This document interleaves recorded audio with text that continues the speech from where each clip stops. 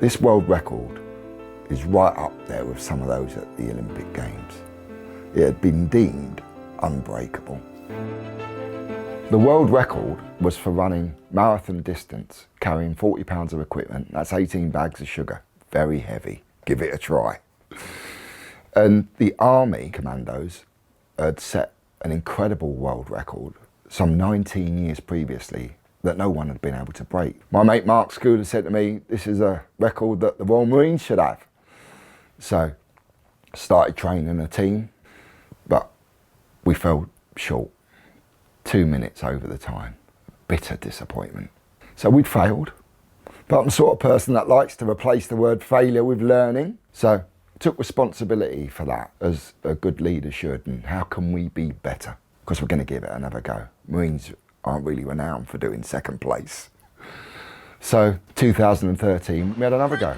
6 miles in looking good, 12 looking good, 18 looking good, but by the time we got to the 24-mile point, 2 or 3 of the lads were properly wobbling all over the place. They'd been through 1, then 2, then 3 walls, and literally had nothing left to give.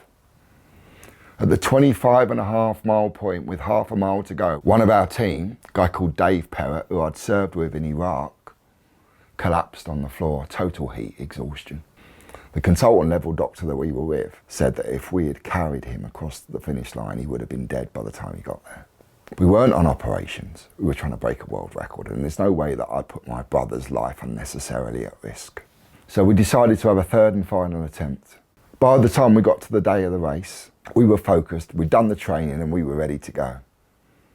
I'd also incorporated a new method of thinking where I said to the guys, at various times I'm going to be asking you how many out of 10 you are. And rather than just doing that Marine thing of, yeah, I'm fine, everything, let's just carry on, I'm good. You have to actually tell me how you're really doing. So it could be 7 out of 10, still doing pretty good, 4 out of 10. And as we got to the 20-odd mile point, they were telling me, relaying back, that they 1 or 2 out of 10 and didn't have much to give. We'd been here before. With 2 miles to go, one of our sergeants in the team was really struggling. David collapsed a couple of years previously. He wasn't quite ready to make this team, but he became part of the support staff with his experience, with his knowledge, helping the team as they went round the course. So when we got to the 25.5-mile point, one of our guys was on the verge of collapse once again. But this time the boys linked arms, and Dave from previous got out of the support vehicle and ran alongside us. He finished his own last half a mile for his own sake. But then he was a source of inspiration to those of us around him who were struggling. We broke the world record that day by over 2.5 minutes, coming in 4 hours, 16 minutes and 43 seconds.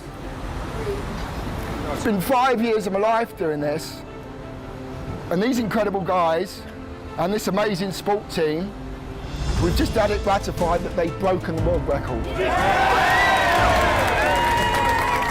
It's such an enormous privilege to me to lead one of the greatest teams that I've ever had the privilege to be a part of, let alone lead. Something I'm so proud of. Us Brits, we keep our feelings inside.